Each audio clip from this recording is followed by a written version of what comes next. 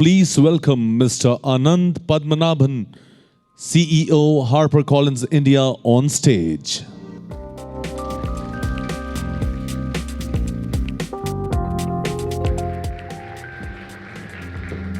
Good afternoon. Hit Refresh is a book for our times. It is unique because it is a book by the sitting CEO of one of the most influential corporations in the world. It is about how innovation and technology will change the world we live in. Our children will grow up in a world that we cannot imagine or have not seen. It is also about how the culture at Microsoft is changing. Personally, this is a very special book for me. The book is about the transformative powers of empathy and about one man's love for his family. It is also about how growing up in India has influenced the author's life.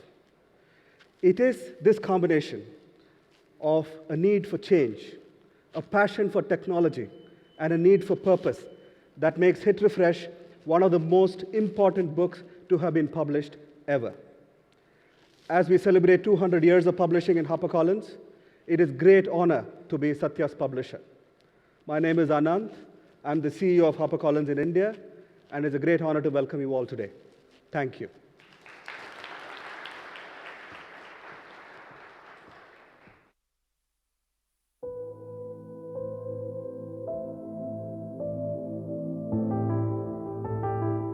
There are certain basic needs which every human being should be provided with.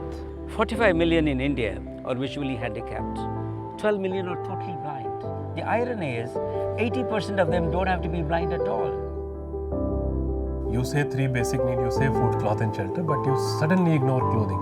More people die in this country and many other countries due to lack of clothing, not winters. त्याच्यामुळे education ही आपली गरज नाही असं अनेकांना जरी वाटत असलं तर या तीन मूलभूत गरजांच्या मागे शिक्षण ही सर्वात मोठी गरज आहे. So education has that impact to really change the basic needs as well. Somewhere down the line I thought that something is missing in the classrooms. 40 years ago, my wife Dr. Radha and myself, in our late 20s, we had a turning point.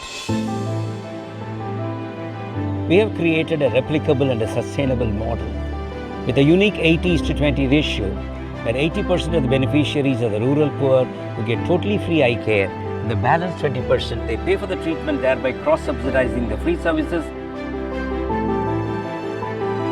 Just because we started valuing material, every single piece of cloth, every single small gunny bag, piece of carpet, everything as a currency. We do not want to grow just as an organization, we want to grow as an idea. So I think that is where the technology can really play a very huge role.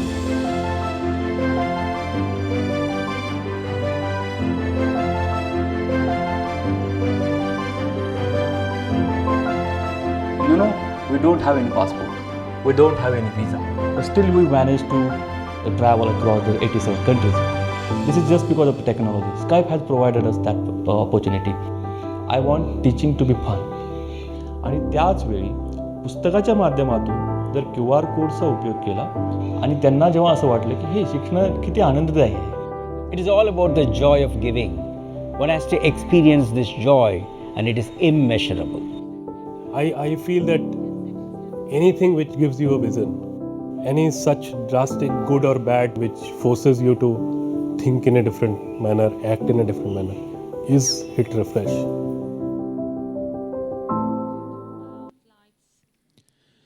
That was a moving film indeed.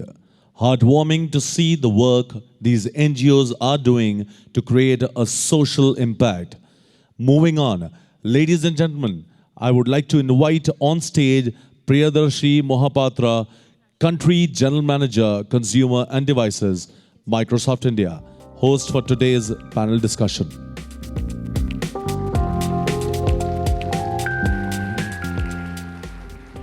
Ladies and gentlemen, a very good afternoon to all of you. Today, I have this wonderful opportunity to host three amazing individuals, three very successful entrepreneurs. While each one of them runs a very successful business, all of them have had their own moments of hit refresh, their own stories of personal transformation as they went through their entrepreneurial ride. So let's hear it from them in their own words. Let me invite on stage Swati, co-founder of Cash Karo.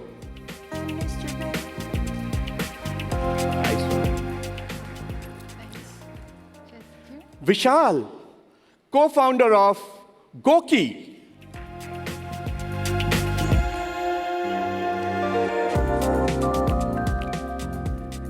And Vive, co-founder of Chumbak. Big round of applause for all three of them, ladies and gentlemen.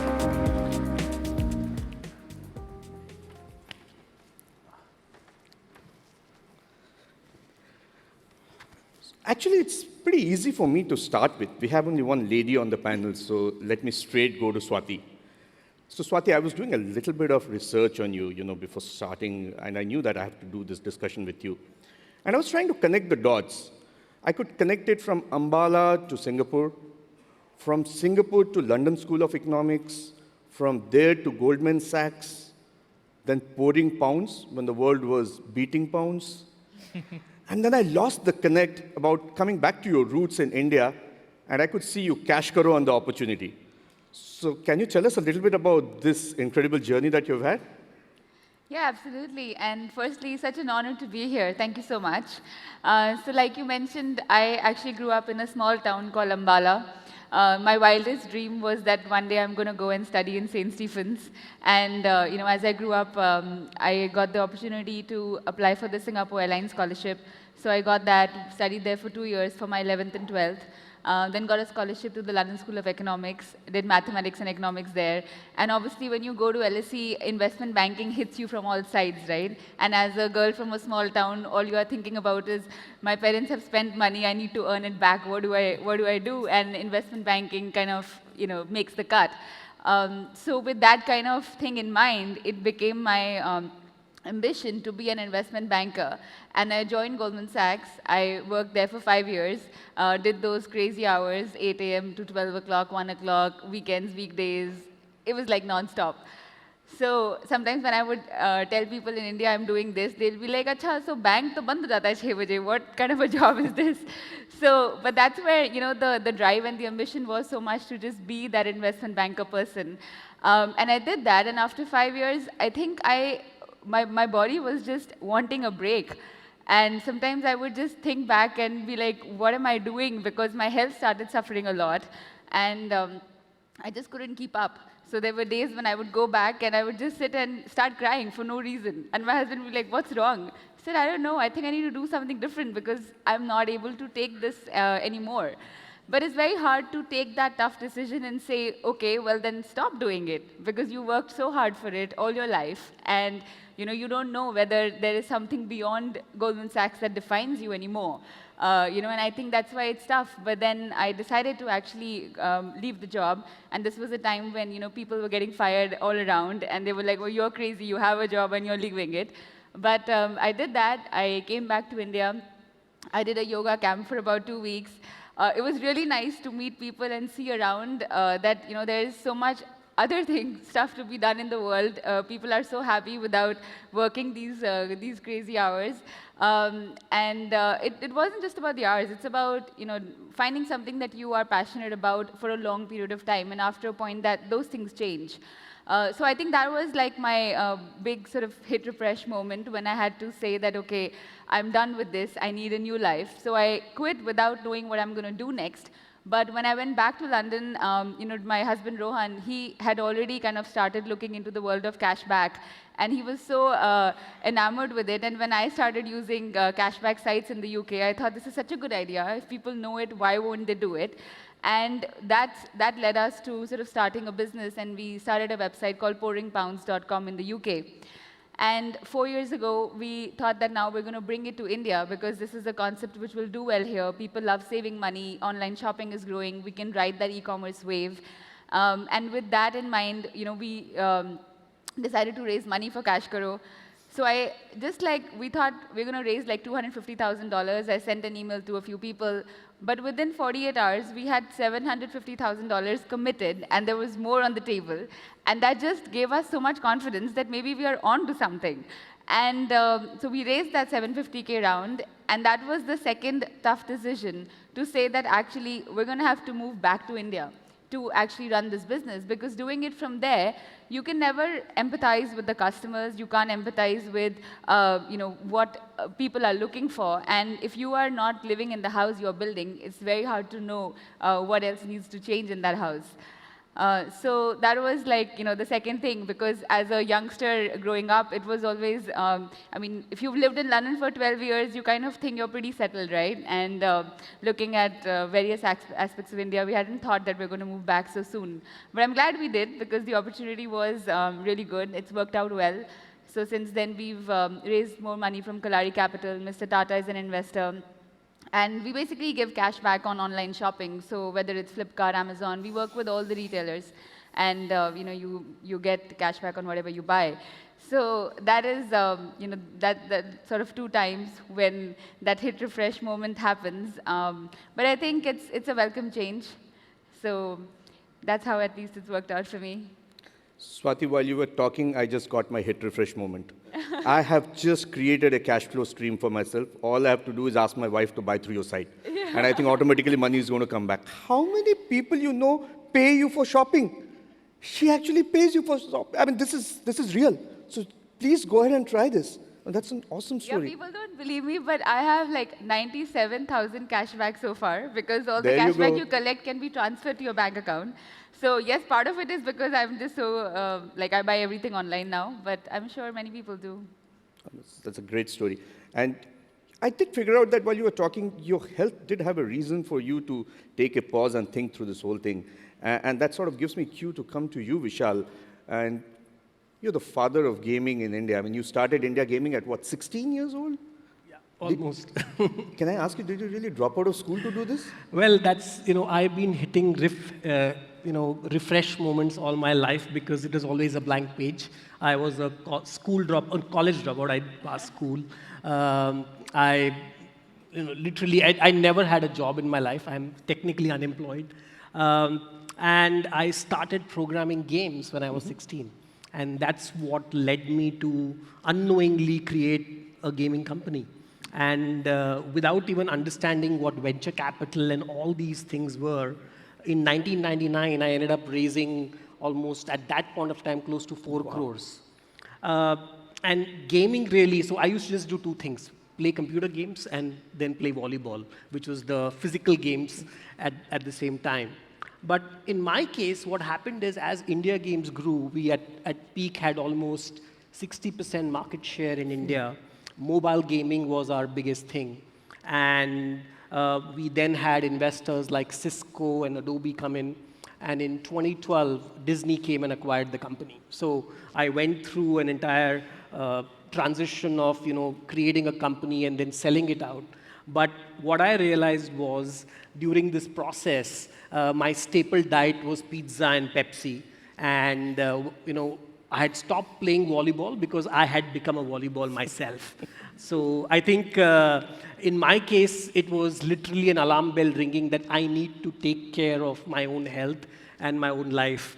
And that's what led me, being a geek, to download every app, to try every device, try every wearable, and see what can make me healthier. And guess what? Nothing worked. Because most of these devices, most of these apps relied on your own motivation to do it. And we all know that less than 1% people can really do it on their own. And especially in India, where everybody has a wala, lift wala, car wala, doodh wala. We are used to having somebody help us do this. And I started working with a health coach, a fitness coach, who used to message me and literally tell me what to do. So from being this couch potato, I ended up running ultra marathons, trekking, and so on.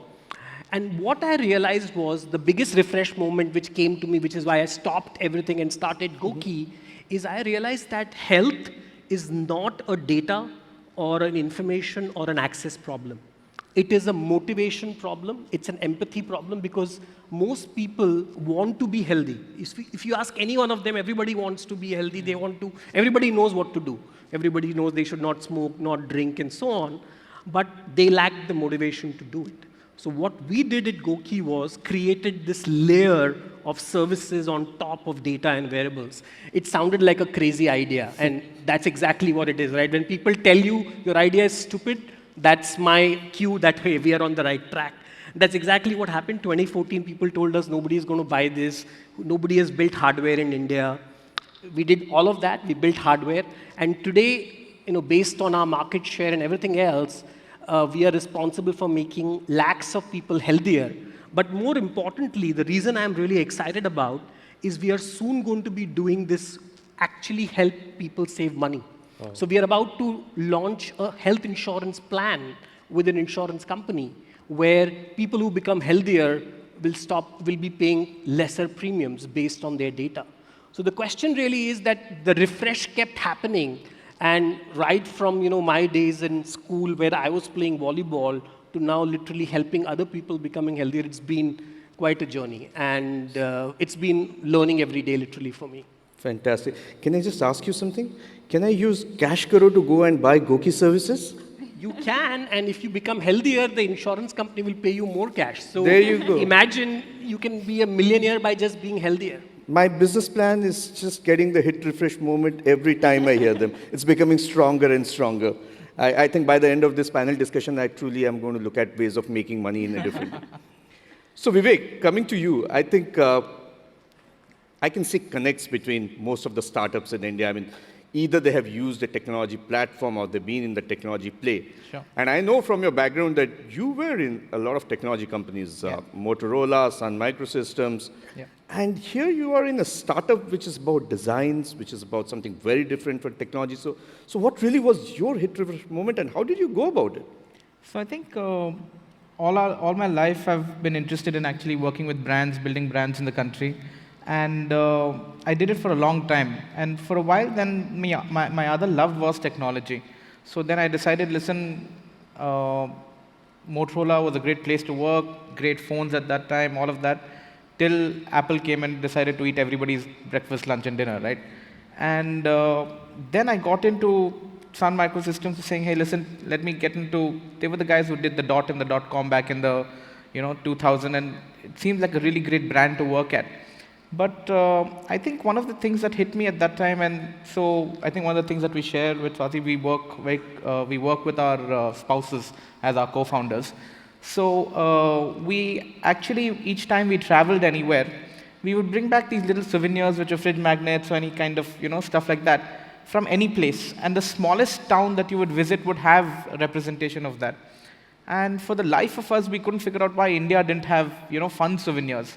The souvenirs that were there was like the marble Taj Mahal, Pashmina shawl, brass elephant, stuff that I think Genghis Khan took back as souvenirs back in 1600, So I think that was the first kind of moment where we realized, listen, there's a business to be built out of this.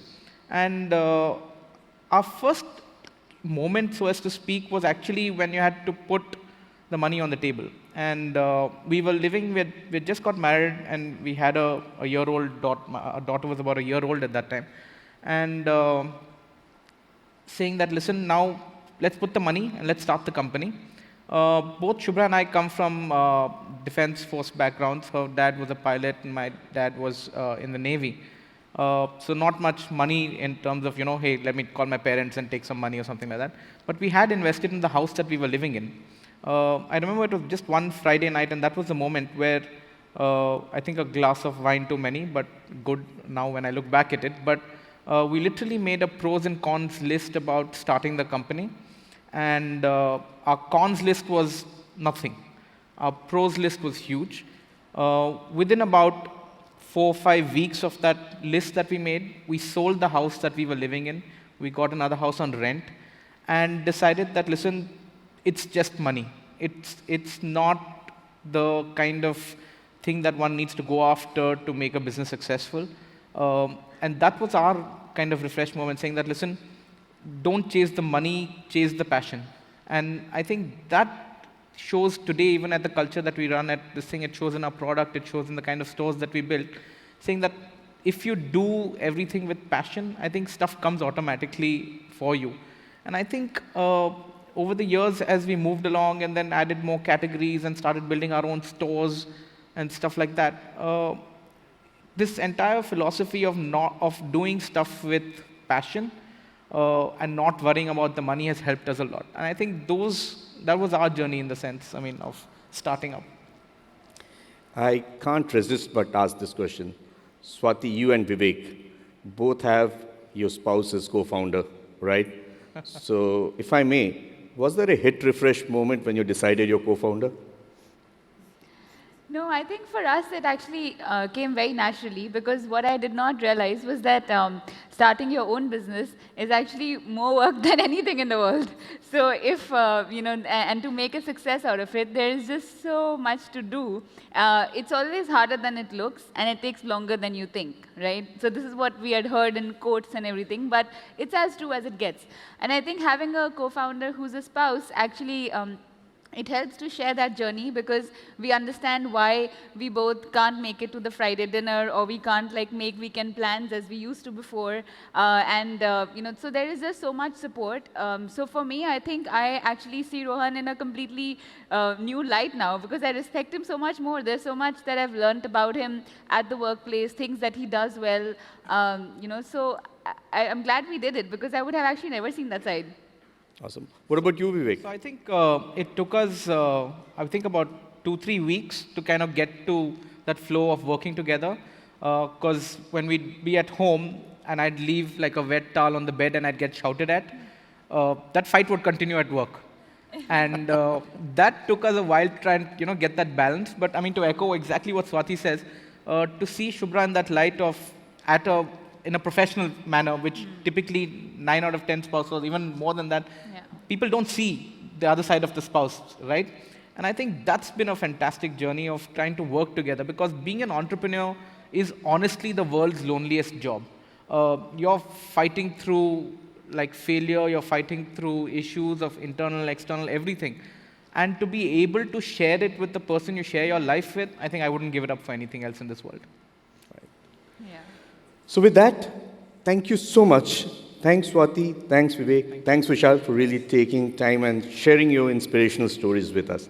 Thank you, ladies and gentlemen, and a big round of applause for all three of our entrepreneurs. Thank you, sir. Thank you. Thank you. Please. After you.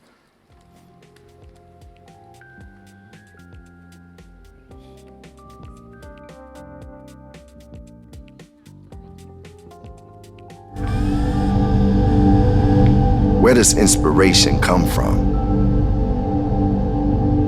Where does innovation begin?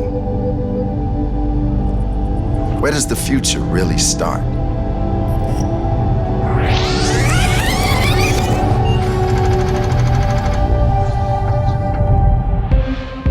Our story began in a dorm room in 1975 on a strip of paper.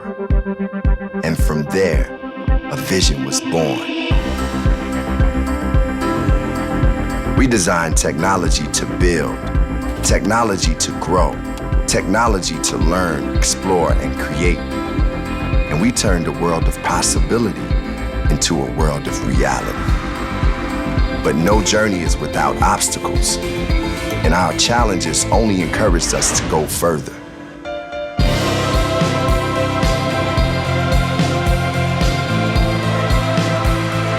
This is a new chapter with new frontiers, new possibilities, new obstacles,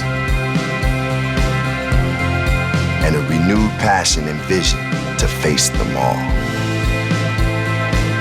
It is our mission to empower every person and organization on the planet to achieve more.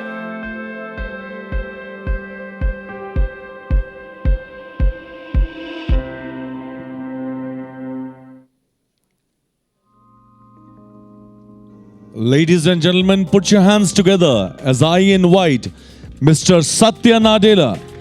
CEO Microsoft.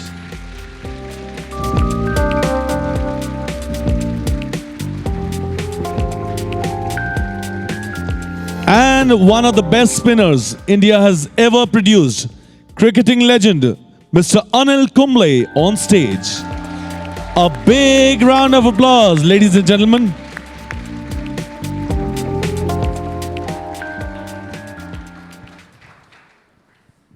Good afternoon, everyone. Good afternoon, everyone. It's indeed a pleasure to be here in Delhi. For me, Delhi has always been special. I got my perfect 10 here. I made my debut as captain in a test match here. I played my last international match in Delhi. And today again, it's very special because I'm sitting here with an icon who's made India really proud. As an Indian, I feel really proud today, sitting and sharing the stage with Satya. Welcome, Satya, to Delhi and to India.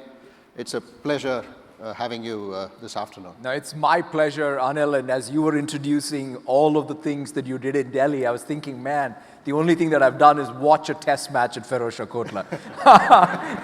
But it's tremendous to know that the number of milestones that are associated with your cricketing career in Delhi. No, it's been really special. I know that you have a special interest with cricket. I know that you started off as an off spinner. Thankfully, I probably would have had to compete with you because you would have been the senior off spinner, and we could have probably had a partnership on the field, bowling off spin and leg spin, because as you're aware, partnerships on the cricket field are extremely important. But all I wanted to ask was, you've been a cricketer, you're a leader, parent. What values do you hold really dear to you? One of the things, Anil, as I have reflected back, both in terms of who am I as a leader, and asking that question more deeply as part of even writing this book, I think it's become more clear. One is you are the culmination or the combination of your own life's experiences, whether it is the team sport you played growing up, you as a parent, and then you as a leader. In some sense, we sometimes think that we can compartmentalize, and one should, but one can't, because in some sense we are a much more integrated in terms of who we are and what experiences shaped us. The value that I've learned to deeply appreciate is this thing that I talk a lot about, which is empathy. I'm not saying that somehow we're all sort of, I am by any stretch born with some innate capability, but it's through life's experience that being able to see more of us in them and them in us, to lead, to innovate, to be a better parent, that's the value, at least I have come to realize the most. I think wonderful. I think along the journey, I'm sure the support from your parents and your life partner, I think, is something that all of us are very dear to. Without their support, at least in my case, I wouldn't have been able to achieve what I was able to, because more or less traveling 365 days in a year and then staying away from home, and the life partner looks after the home, and I think that's something really special. No, it's absolutely. I mean, just to throw that to you, as you look back at things, the values, whether it's what you learned in school, what you learned from your parents, or through your playing, what would you say has been something that has endured? I think, the self-belief, obviously it comes from really values that you inculcate growing up, looking up to your parents, to your grandparents. My grandfather was a headmaster in a school, and I know that, term kept coming back later in my career as a headmaster. So that's, some of them will understand here. But I think, growing up, those values are exceptionally important. And for me, again, committing to whatever you wanted to achieve and whatever you wanted to do. You spoke about compartmentalization. It's very difficult, I know. But I think when I was on the cricket field, I was only on the cricket field. And when I had to manage my studies as well, so that's when the focus was entirely on studies. So I was able to manage the two of them. So it was, something that possibly came because of the environment that I grew up in. No, it's wonderful. It's wonderful. One of the things that I was going to ask you is, as a part of writing Hit Refresh, the thing that I've realized is one of the key ingredients of success for us as individuals or as institutions or even societies is this ability to hit refresh. And Bill, in the forward, in some sense, captured the logic of hit refresh best, because when you hit refresh on the browser, you don't want to change everything. You only want to change the things that need changing, right, in order to optimize for the page load time. So I was going to ask you, as you look back as a cricketer, what were the big hit refresh moments for you? I think, as a cricketer, I had to literally hit refresh at the end of every series or before the start of any series, because the challenges of playing from one series to another was different. But if I look back, possibly the one moment where it certainly changed my career, which was at the crossroads, this was in 2003-04 when we toured Australia. I was competing for a place in the playing 11, and there were talks. After you cross 30 in cricket, people start talking about when you'll retire. So that was the question that was asked. So for me, at that time, I got an opportunity in the second test match at Adelaide. We had not lost the first one. We drew the first test match in Australia, which is a rarity when you go from a subcontinental team going there. So for me, the challenge was, at the end of day one, Australia had batted first on a flat deck, 400 for 5, and I had 1 for 100 of 30 overs. So I went back to my room and I felt, okay, now I need to do something different. And what you spoke about, innovation, I said, okay, the googly had bowled a different type of googly coming from holding a tennis ball. And that's what I did. The following day, I just kept doing that and set fields for an off spinner rather than for a leg spinner. And we had to set defensive fields because Australia were already 400 for 5. And I picked up a 6 for in that innings. And then eventually we won the test match. Rahul Dravid and Lakshman. Rahul got a double 100, Lakshman got 100. We had a huge partnership. Then Rahul again in the second innings scored those runs. And that to me was the hit refresh. Wow. That's when I realized that, look, this is who I am. I can only be what I can be, but make those subtle changes and enjoy the challenges, and then accept certain failures. I mean, you can't always be at your top of the game all the time. So I just went about it in that fashion. I think that to me was the hit refresh moment. That is tremendous. When I think back, even for me personally in my life, the birth of my son was one of those moments which had deep impact. As I was 29, and both my wife and me were only children. And so as Zain was about to be born, we were all very excited. We were mostly focused on, in fact, I was thinking about, what will this do to our weekends? When will Anu get back to work and what have you? And then, of course, Zain was born and everything changed because he had in utero asphyxiation, and so he was born with some severe cerebral palsy.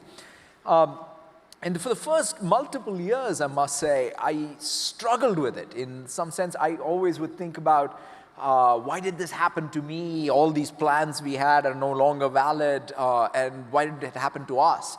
And it was only in watching Anu, and what came much more naturally to her, which is taking Zain up and down Seattle area, taking him to therapies, giving him the best shot. Over the course of that is when I finally realized that nothing happened to me. It was something that happened to Zain, and I needed to step up as a parent, as a father.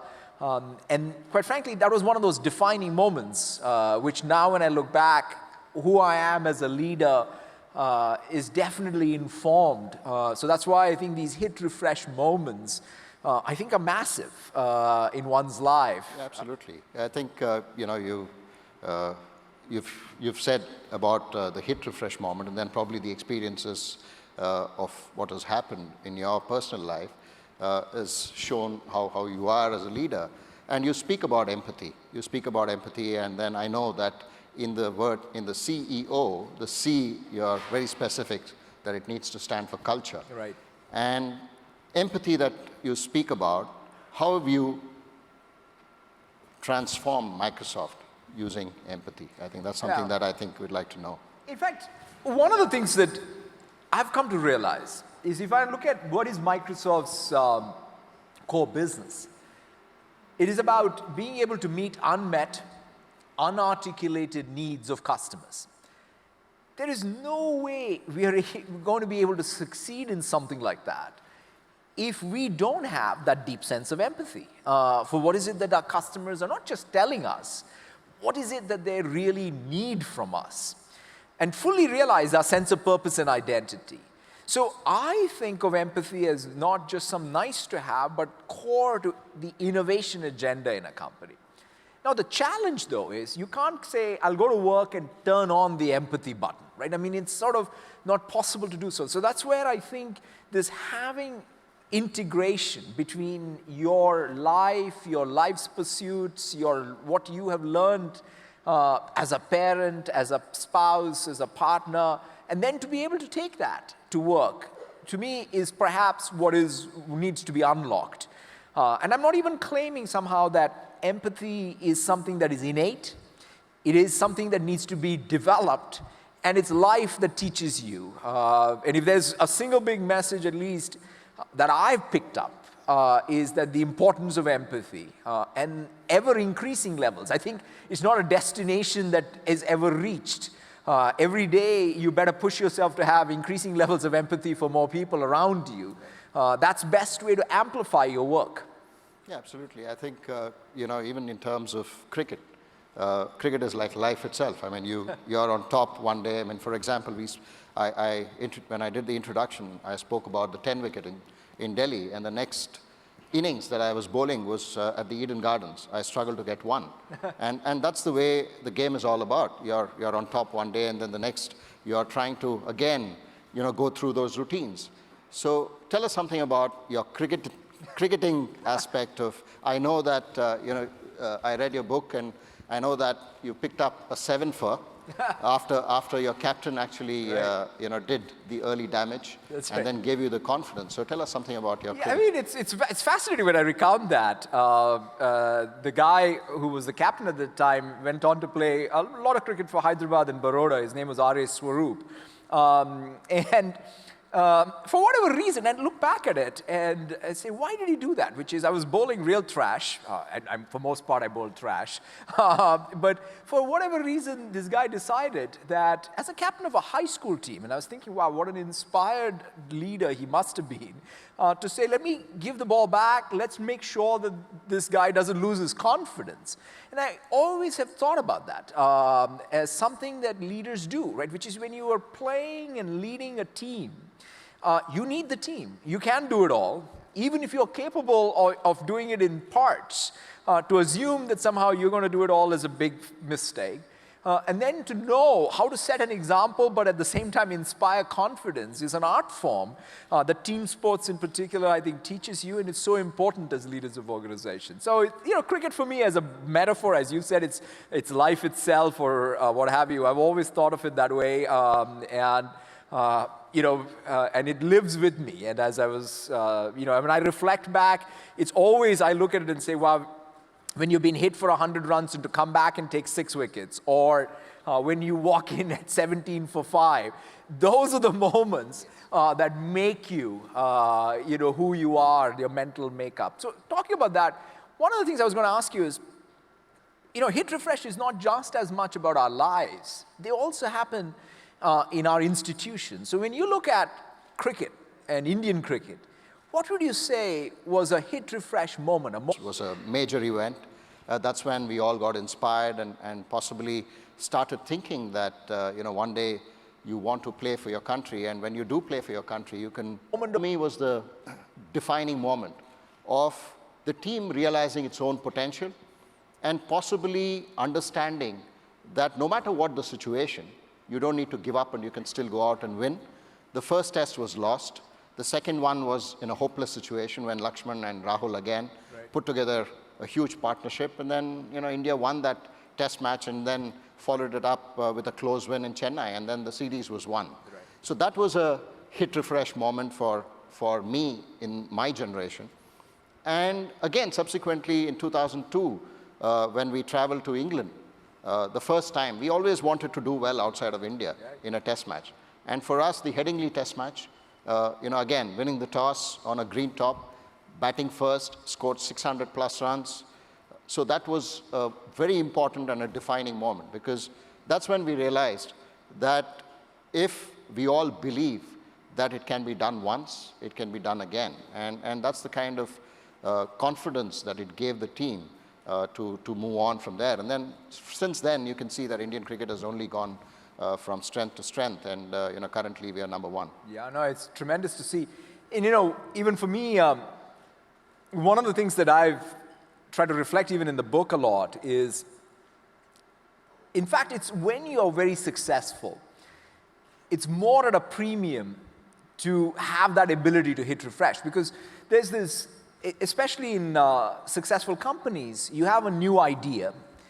That idea is what made you grow from being a good startup to being a successful company, right? And then the capability that you have inside the organization gets built around that concept, and your culture is sort of implicit, is innate, and it also gets built around the capability.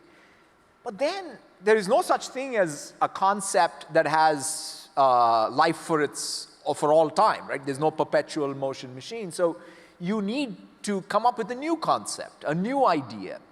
But that's when culture will matter. And so that's where I think that large organizations, like if you take Microsoft, right, we have 43 years in our existence. And when I look at it, every 5 years, we've had some new existential threat. It's funny, whenever I think about my 25 years at Microsoft, every 5 years I get up and say, somebody's writing about some company that's going to kill us, except it's always different.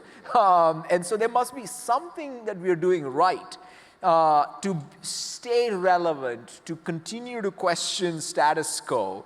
But it's hard, and it's not easy. And so that, I think, is what, whether it's in Indian cricket, or in large organizations, our ability to question status quo and have that continuous process of renewal seems to be the trick. Yeah, absolutely. I think, to take that point further, how do you see technology going forward? I think we have AI, IoT, big data, ML, all of these, have taken over our lives. So how do you see the future going to be in technology? I mean, as a worldview.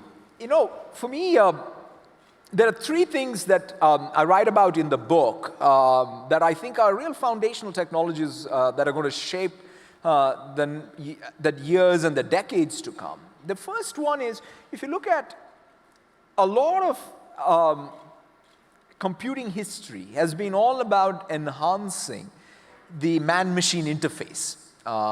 You could say from character mode to the graphical interface, or what's now happened with touch screens, what's happening with inking, now speech. These are amazing in terms of how we've made it much more natural, intuitive, to get more people to use computing.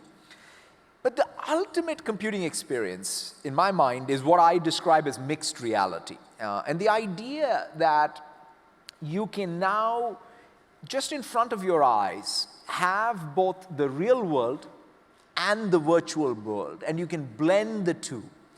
To me, that's the complete realization of the digital mirror being there always. And so I'm very, very excited about what we're doing there with HoloLens, what it's doing in education, what it's doing in pretty much even, in how people in factories work, or virtual reality. In fact, one of the things that is, people are able to transcend space and time to collaborate, right? We have always built tools for how people collaborate and communicate. But just imagine, this teleportation is no longer just Star Trek, it's sort of possible in real life. So that's one area. The other one, which you mentioned again, is data and AI. I mean, in other words, the currency of our times will be your ability to collect data, but more importantly, to reason over it to create intelligence, or AI. That's what's going to define whether it's educational outcomes, health outcomes, or any other value creation will fundamentally be dependent on how good are you in creating these data feedback loops and monotonically getting better. And so that's another area that we are very invested in. And then the third area is a little longer term, because one of the things, we celebrate so much of our technological progress, but we also need to be clear-eyed about some of the harder challenges that are computational in nature, but yet not solved. For example, that enzyme that's involved in food production can't be modeled. In fact, it'll take all the time from Big Bang to now if you used a classical computer to do so. Whereas with a quantum computer, you can solve it. So we're also trying to bring quantum computing, which is going to be a longer-term horizon bet, by bringing a novel math, physics, and computer science to have a new quantum computer. And one of the things that in my conversations with you, I've always been fascinated. You're an engineer, in addition to being a cricketer. You always sort of thought about technology. When you think about technology in sport and technology in cricket, what are some of the things that excite you? I've always been excited with technology and trying to immerse myself into data mining, because there's a lot of data. At Microsoft. Yeah, 600 wickets, who cares? No, but I think data is something that is fascinating. In cricket, every ball is innumerable amount of data.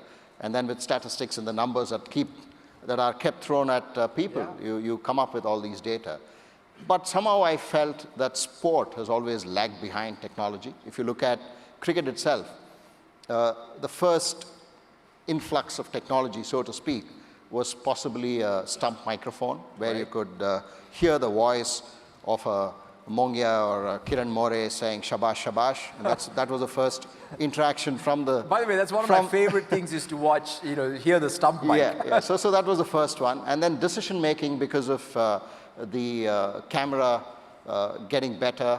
The first decision making started happening with line decisions for stumping and runouts in the early 90s. I remember in South Africa was the first time that it happened. And that was the start of technology coming in, and then you had the Bob Woolmers having a chat on wireless and computers coming into the dressing room with the coaches having the laptops. So that was in the late 90s. But since then, it's been only technology that has come in through cameras and broadcasting technology that has come in. Not necessarily wearable. Yes, wearable technology has come in terms of monitoring fitness, monitoring your workloads, those kind of things, rather than in the game itself. The other technologies that have come in, obviously, has been the decision review system, which has helped umpiring decisions, and also the LED stumps, where those light up when the ball hits the stumps. So that's been the technology. But I think the way forward would something be, I was there, I was witness to the HoloLens. It was a great experience. Mixed reality. I actually walked on Mars and felt great looking around and feeling, feeling Mars. It was, I think, fantastic. And not just that, you were again, you could sense, you could have a sense of where you were. It was not total virtual reality. So that's something probably as a fan experience. Somebody sitting in their homes, on their lounges, getting the experience of being at a stadium is something that possibly can happen through that. And the other could be the reverse, where it could be technologies which could be on equipments or on how you can then get that to start speaking to the fan is something that I think will be the future. So that's something that talking to you will probably get more information on or more ideas. But that, to me, is what I'm looking at in terms of the future. Because, yes, you can resist how much ever you want, in bringing technology in sport, but it eventually will bring in, because the broadcasters are looking at innovative ways of engaging the fan, because you can only have a certain number of fans. But then how do you keep them engaged? That's exactly the point of hit refresh. Even when you're successful, you need to keep hitting refresh. For example, cricket in India is the most watched sport, but you still need to hit refresh. And that's the innovative idea which can only come in through technology. And that's something that I believe will be the future. Yeah, no, it's fantastic. I mean, one of the places where we are learning a lot, because we are actually into gaming in a big way, whether it's the Xbox or the PC. PC gaming is, in fact, one of the fastest growing markets out there. And now with Xbox Live, we even have a social network, which is 55 million strong across these two. And the interesting thing that has happened is, gaming market was all about mostly people playing games. But now gaming is defined not just by people playing games, but people watching games. If you think about the number of, what's happening with the concurrent streams of game watchings, everyone can be a broadcaster. All you do is hit Windows G on a PC and you're broadcasting. You can broadcast from your Android or iOS devices. And so the fascinating thing that at least we're learning is what are the mechanics of really creating that engagement, whether you're a viewer or a gamer, and really make it a much more interactive experience. And of course, when you think about a real game like cricket, the possibilities are limitless in terms of the technologies. Thinking about technology, cricket, the thing that I have always found is the broader impact of sport in our societies. When you look at, of course, as a South Asian, we think about, cricket is, the new religion of this place.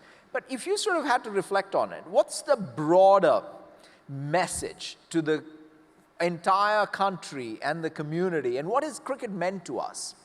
No, I think, the adulation and the support that you get as a cricketer and the influence that you have on people, on their lives, I think, it's something unimaginable. For me, it's a proud feeling to walk out on the street representing more than 1 billion people, and there will be times when there are tough moments on the field, but the support and the adulation that you receive, not just from people who watch cricket, but in any nook and corner. I mean, you could go to any corner of India, people will recognize you. That's because you're a cricketer and your face is on television and they know who you are. And that to me is a great influence, and that itself can bring about certain changes that you want to be a part of, be it a social change, or even in terms of the engagement that a cricketer can have, I think is it's something that you can explore. And for me, cricket is a part of life, is a part of every Indian life. I mean, cricket is still with you. You still follow the game, and you're closely watching. Even today, you just before we stepped on stage. Rain, yeah, it's been raining, so we can't really control that. But you follow every match that is happening, and I think that's the adulation, the support that one gets. It's massive. It's massive. It's really something that you can only experience, and I've been blessed to have that kind of an experience and that kind of support right throughout my career. I mean, talking about that, I mean, one of the things that I've come to realize is whatever it is that one does, a professional cricketer, someone who's just getting started in any profession, the idea that you find deeper meaning in what you're doing than just the activity itself seems to be the real trick. To one, get satisfaction. I remember I was perhaps in my early 30s, I was working for this gentleman who today happens to be the governor of North Dakota.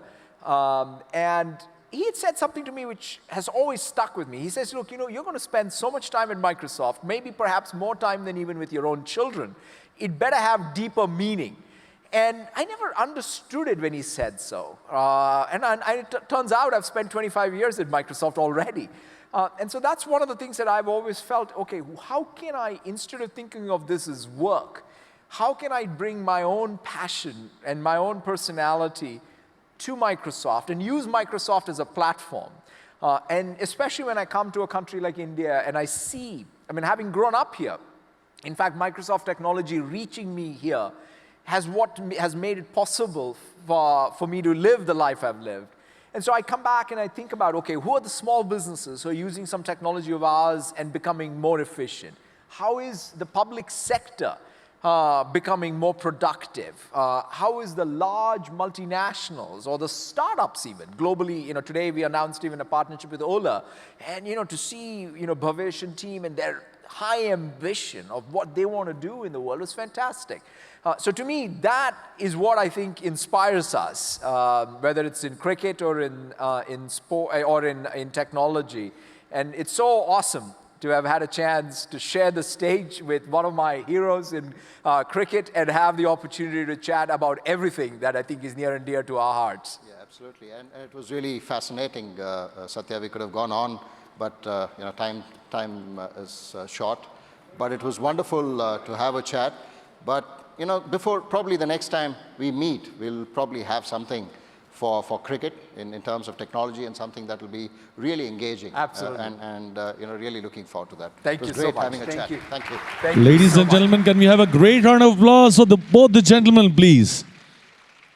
They both believe in the age-old adage that history would be kind to me because I would make it one day. So that was an inspiring discussion. Ladies and gentlemen, that brings us to the end of this wonderful afternoon. Thank you so much and so very much for joining us today. And please do join us for lunch. Thank you so much.